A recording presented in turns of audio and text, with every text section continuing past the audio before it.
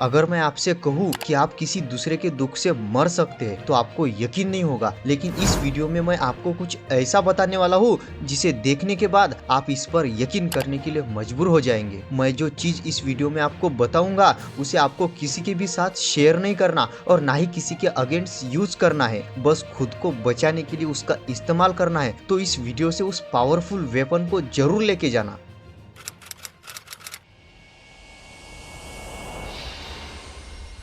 एक कौवा एक बीज को अपनी चोंच में दबाकर घंटाघर के ऊपर से जा रहा था। तभी वह बीज उसकी चोंच से फिसल गया और घंटाघर के नीचे की दरार में गिर गया। बीज मरते मरते बच गया। उसने घंटाघर की दीवार से आग्रह किया कि वह उसकी रक्षा करे। उसने ईश्वर का वास्ता दिया और दीवार की ऊंचाई, सुंदरता और उसके घंटे की आवाज की तारीफ के पुल बांधने लगा। उसने कहा, अफसोस कि मैं अपने पिता के पेड़ों की हरी शाखाओं के नीचे नहीं गिरा। अफसोस कि मैं ऐसी जमीन पर नहीं गिरा जो पत्तियों से ढकी हो, लेकिन कम से कम आप तो मुझे सहारा दो। जब मैं उस क्रूर कौवे की चोंच में था तो मैंने कसम खाई थी कि अगर मैं बच गया तो अपनी बाकी की जिंदगी एक छोटे से छेद में गुजार दूंगा। यह शब्द सुनकर दीवार को तरस आ गया और उसने उस बीज को वहीं पर ही शरण दे दी जहां वह गिरा था। कुछ समय बाद बीज की जड़ें निकल आई। ये जड़ें नीचे पत्थरों की दीवार के बीच में सेंध लगाने लगी और उन्हें दूर खिसकाने लगी। पेड़ की डालियां भी आसमान की तरफ बढ़ने लगी। जल्दी ही वह पेड़ उस घंटाघर से ज्यादा बड़ा हो गया और उसकी गूंथी हुई जड़ें इतनी मोटी हो गई कि वे दीवार को खिसकाने लगी और पुराने पत्थरों को उनकी जगह से दूर हटाने लगी। बहुत देर बाद जाकर दीवार को होश आया कि दया के कारण उसने अपने ही विनाश को आमंत्रित कर लिया है। लेकिन अब अफसोस करने से कोई फायदा नहीं था, क्योंकि कुछ ही समय बाद दीवार गिर गई। अब आपसे मैं एक सवाल पूछता हूँ, जो गलती उस घंटाघर ने की थी, क्या आप अनजाने में वैसी गलती कर रहे हैं या उसकी जैसी कोई और गलती? दोस्तों, आपको अभी सचेत हो जाना जरूरी है। आपको पहचानने की जरूरत है कि कौन से वह लोग हैं जो उस बीज की तरह आपका विनाश करने पर तुले हैं। यह आप इन चारों पॉइंट्स के माध्यम से जान लेंगे, और जो 3 नंबर का पॉइंट है यह आपको लाइफ में 10 गुना ज्यादा पावरफुल बनाएगा, तो उसे मिस मत करना।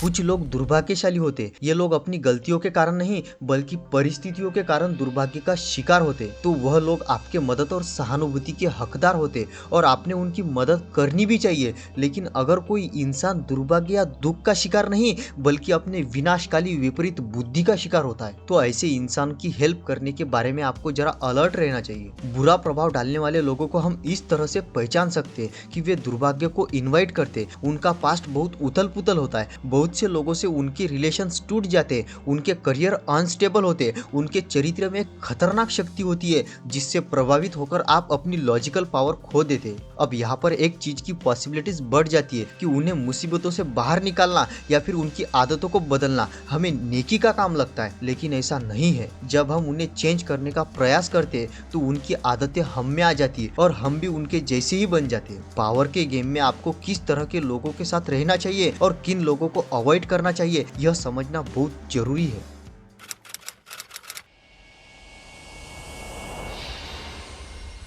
आप कैसे लोगों के साथ रहते इस पर आपके कैरेक्टर को जज किया जाता है। अगर आप happy, satisfied and positive thinking वाले लोगों के साथ रहते तो उनके गुण आप में आ जाएंगे। लेकिन बुरे प्रभाव वाले लोगों से सिर्फ एक ही सोल्यूशन हो सकता है कि बचकर रहो। उनसे सिर्फ बचकर ही रहो। उन्हें चेंज करने का कभी मत सोचो, क्योंकि यह लोग अक्सर ऐसी एक्टिंग करते हैं कि दोष उनका नहीं बल्कि परिस्थितियों का है। इसीलिए स्टार्टिंग में यह पहचान पाना मुश्किल होता है कि उन्होंने खुद मुसीबतों को इन्वाइट किया है। उस घंटाघर की तरह जब तक आप रियलिटी जान पाते तब तक अक्सर बहुत देर हो चुकी होती है और आप चाहते हुए भी कुछ नहीं कर पाते। लेकिन अभी इस वक्त आप बहुत कुछ कर सकते हैं और आपने करना भी चाहिए, क्योंकि यह आपकी जिंदगी का पावरफुल वेपन बनने वाला है जिसे दुनिया के टॉप लोगों ने यूज किया है और आज भी लगातार कर रहे हैं।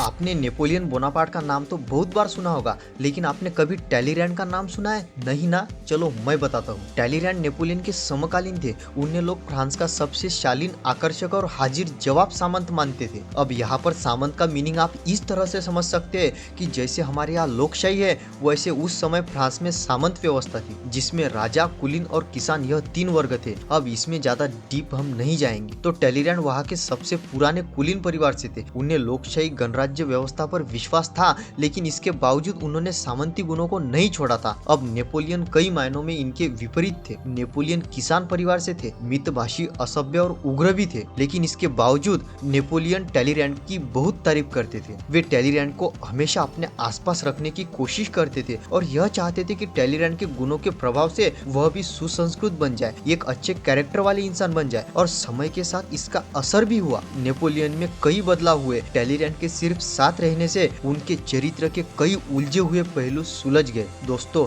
जिस तरह से नेपोलियन ने टैलीरैंड को साथ रखकर अपनी जिंदगी को बेहतर बनाया, उन्होंने बहुत स्मार्टली इस वेपन का यूज किया, वैसे आपको भी करना है।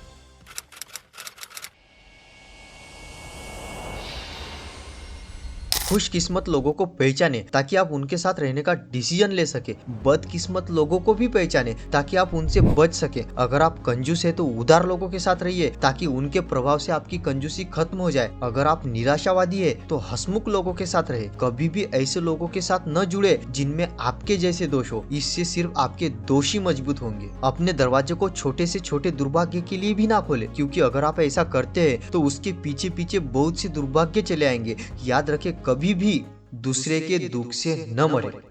अब 2025 का नया साल आने वाला है, या फिर यह वीडियो देखते समय आ भी चुका होगा। इस साल आप अपने करियर को लेकर, अपने हेल्थ को लेकर बहुत से नए डिसीजन लेंगे, लेकिन हर साल की तरह फरवरी आते आते वह सारे फुस हो जाएंगे। अगर आप चाहते हैं कि आपके साथ ऐसा ना हो और आप अपने हेल्थ के लिए, अपने करियर के लिए, अपने फैमिली के लिए अनस्टॉपेबल बनना चाहते हैं, तो स्क्रीन पर दिख रही वीडियो आपके लिए ब्रह्मास्त्र है। तो वेट किस चीज का कर रहे हो दोस्तों? चलिए तो मैं आपको वहां पर ही मिलता हूँ। बाय।